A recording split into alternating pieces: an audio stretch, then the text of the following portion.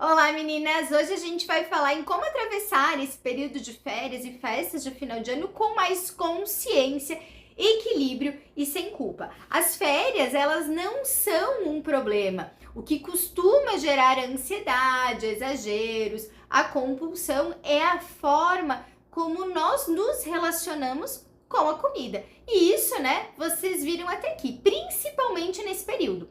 A quebra da rotina, o excesso dos estímulos, a pressão social e a ideia de que agora eu posso tudo, né, ativam um pouco um comportamento muitas vezes automático, né, que ele vem acompanhado da culpa de comer mesmo sem você comer. E é importante entender que a compulsão, ela acontece, né, não por falta de força de vontade, mas ela surge, né, quando o nosso corpo e a nossa mente eles estão sobrecarregados emocionalmente.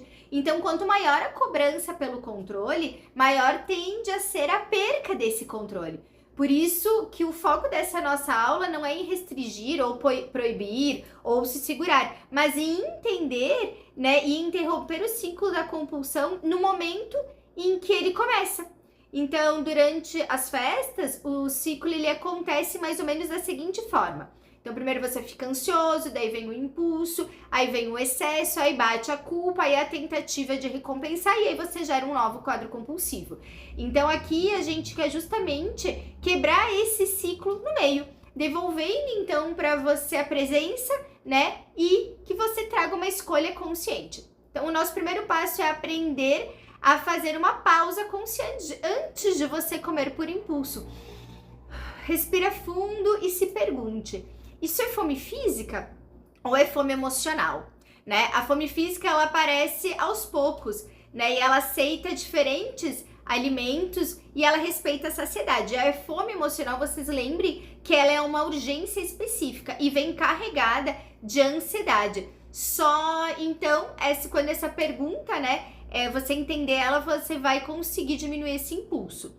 O segundo é destravar esse impulso, né? Em festas e encontros, a vontade de comer, ela parece ser muito mais incontrolável, mas ela acaba se tornando passageira. Então, criar uma pausa, né, de poucos minutos para ajudar o cérebro a sair daquele comando automático que ele tá e entender, né, em que momento que ele tá vivendo, né, e se perguntar: se eu esperar um pouquinho mais, será que isso vai mudar? Será que eu vou continuar comendo? Será que esse impulso vai diminuir? Né? Essas perguntas, elas te trazem para a consciência e evitam que tu faça o exagero. O terceiro passo é a escuta do seu corpo. A compulsão, ela quase sempre vem acompanhada de sinais físicos: tensão, agitação, cansaço, vazio ou ansiedade. E ao você perceber essa sensação, né, quando ela aparece e com qual intensidade ela aparece no seu corpo, você começa a se reconectar com as suas reais necessidades. Muitas vezes o que o corpo pede não é comida, mas é descanso, acolhimento, pausa, né, silêncio. Em seguida que tudo isso acontece, então você começa a se acolher e se escolher de forma consciente. Comer em festas, né? Como eu falei, não é o problema é você não comer com presença, é você não criar uma estratégia. E quando você escolhe com consciência, você pode comer o que você gosta, nas quantidades que respeitam o seu corpo e que não te fazem sentir culpada. E a pergunta-chave aqui é: eu estou escolhendo ou apenas reagindo?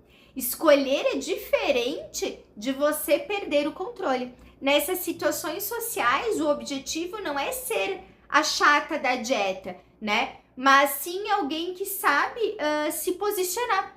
Percorrer, né, o buffet e observar o que você vai se servir, priorizar os alimentos que você não tem o hábito de consumir, né? Quantidades que sejam estratégicas, né, e simples e que vão te ajudar a manter um equilíbrio sem você abrir mão daquele momento social, sem você abrir mão das coisas diferentes que você gosta, né, nesse momento.